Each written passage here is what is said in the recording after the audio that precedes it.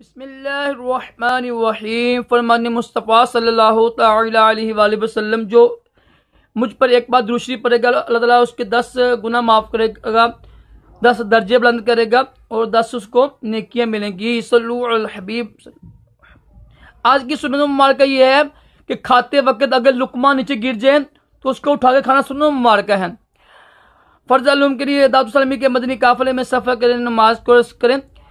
अल्हम्दुलिल्लाह दाऊद सलामी इस दौर में एक बहुत बड़ी अल्लाह की नेमत है और मुर्शिद अता मेरी अहले सुन्नत भी अल्लाह ताला उनका वजूद भी इस पुरफतन दौर में एक बहुत बड़ी नेमत है। तो इस नेमत से फ़ायदा उठाइए, इज्तिमा में शिरकत करें, मदनी काफिले में सफ़र किया करें। राशिद अतारी रूहानी इलाज लेकर पेश खिदमत है।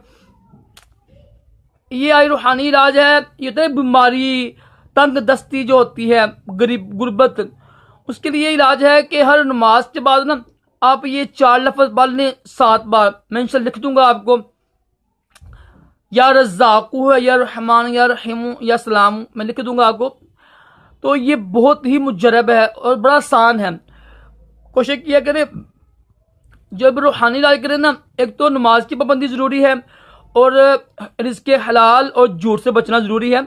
इसके अलावा जब कोई रूहानी इलाज करें ना, तो जब इलाज शुरू करना ना तो 11 रुपये या 12 रुपये या 25 या 26 रुपये डालकर उसकी ज़कात फिर शुरू करें।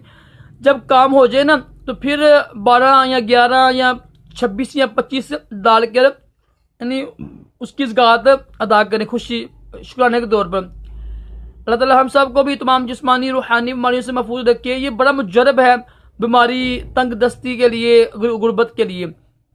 अल्लाह ताला हम सब को भी तमाम जिस्मानी रूहानी बीमारियों से महफूज रखे और दोनों जहानों की भलाइयाँ अता करे। अल्लाह हाफिज़।